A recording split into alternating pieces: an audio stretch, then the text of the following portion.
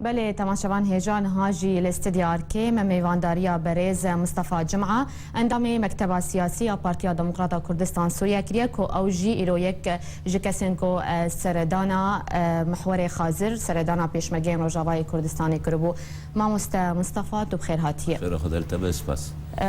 سرکردایتیا پارتیا دموکرات کردستان سوریه ایرو سردانا پیشمرگه روجاوای کردستان کر لمحور خازر مبستا و ارمان جاوج به سردانی چبو بله براستی ما وک پارتیک ام خبر پرس دبینن البر پرسا کردی و البر هر کسی کو ایرو خود کار کردایتی و براوانیا پرسا کرد و گله کرد و خاکا کرد که براستی ما خود دید کو واجبه که لسر ما ام بچن وان برای خواه وان چکداری هان وان مرخاصی هان وان انسانین کو روحی خوش بو کردایتی دانا انسانی گلکتی گشتی بون انسانی هیجاب بون براسی والله چاوه معلومات کت سری مبوا بلند بول یعنی اف خلکی هانه اف خورتین دلال اوی هاتنا چک ایرو را کرن بر خاکا کردستان دا و بهیویا کروکه درباسی روج آوا ببم راسی بروانیا گله کردو خاکا کردستان سوریه بکه تشتغلك هجابو ما ام جي كيف خشت بون سري ما جبلن بوان اوانا جي كيف خش بون راسي وان جديد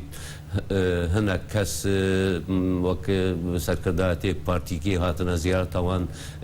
قالك شيرين بول جمانا بله ما مصطفى داخوازا پیشمرگیان جواد چبو هون وکو سرکردایتیا پارتی براسي او دخازا يكما اما قشايا يا وايجي اف مرخاسي هانا دخازن براسي درباسي كردستان سوري ببن بچن برواني خا لورجي بكن فرغي نينا عرض كردستان همو يكا هر او كردستان چل وربه لكن نافيوان بيشماغي روجن هيفيا وان هي براسي وجماعتي خواستن وغيري ماجي انجبان شمالي كردي يساروك مسؤولتي خواستن براسي افكاسانا دخازن جي خلوالاتي خو بقرن بروانيا خاكا خو وخلكا خو برسا كردي بكم راسي بله ما مصطفى بيشمرغه قالك داستان تومار كرنا لدجي داعشي لهريمان كردستاني بقهرماني شر داعشي دكن سركفتنا بدس خوتينن بيشمرغه هردم دبرسن قالوا كنجي امي وگرن روجاوای کردستانی امجي جوات پرسن و كنجي بيشمرغه درباستن او دم كنجيه براسي اف يعني يكنكاني يعني الجم كسيني ناكو ايرو كاربا بيجي ولا فلان وقت درباس لكن اف كسانا ودرباس اسكارم يعني از داخلي مدحيا ليدوا سردانا خود ببورد سردانا خود وقت رابورت عمل جهاد وسوز داد دمكاني زيك دا وگرن باشه وسرتش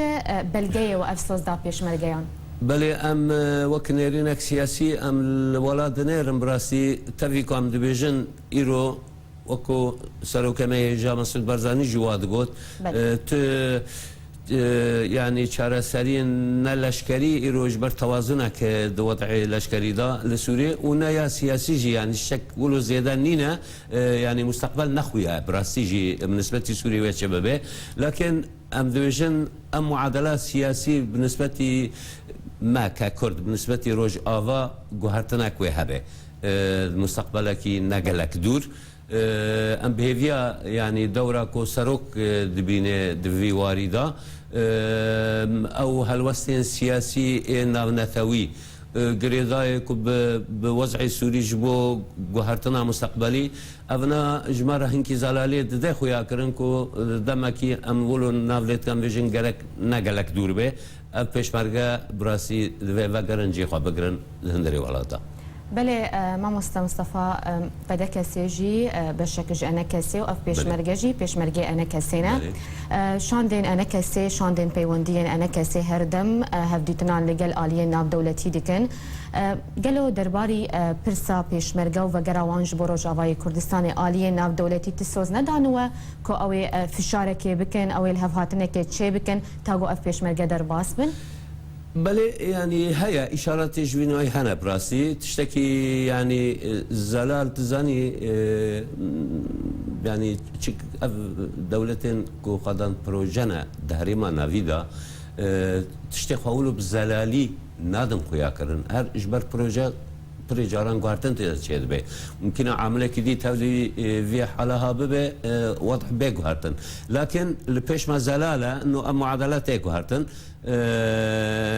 وقت ما نافذكرنا دما قالك دريش وقت اوقاتين شبه براسي افكاسانا اما ما ولو لنهاري بائتلاف الجموانجي يعني قناعتك يجوي واري شيبويا انه ابيش مرقا كارم ببن بنجهك جو افاكرنا كي لشكري دهندري ولاده هكو سوري وك خمايا جهرت بو دولتي ديمقراطي علماني برلماني ما في كرتدا هاتن جيكرن كرد جيشتن ما في خوي حقيقي براسي ام نبقوتن يعني دواري براكتيكتا كرد ببن كرد واكملتك اف سوريا هم ببن دولتي فيدرالي ادبيجم ممكنه ابيش مرقي ما ببن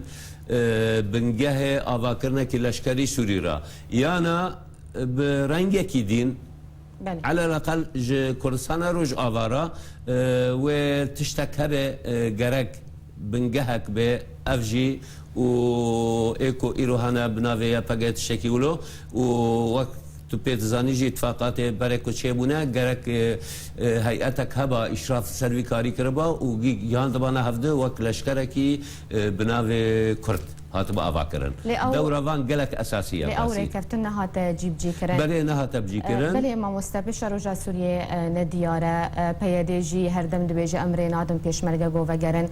قالوا هجر هاتو بيشمرجة درباس نبون ويشارة نبي سبان بيشمرجة يعني شبه يعني جي بتش أواي بوي درباس من نما قلت اف رنگه کو ایرو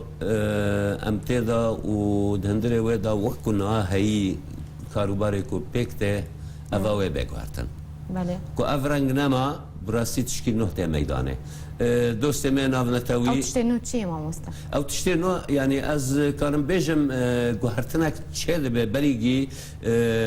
دوه هرما کردستان سوری بگه هفدو بله هكو جيشتا هفدو وزعكي نوه شيء دبي إيرو دوستي ما وكان الجموان قبوله كو هرما كردستان سوري بقى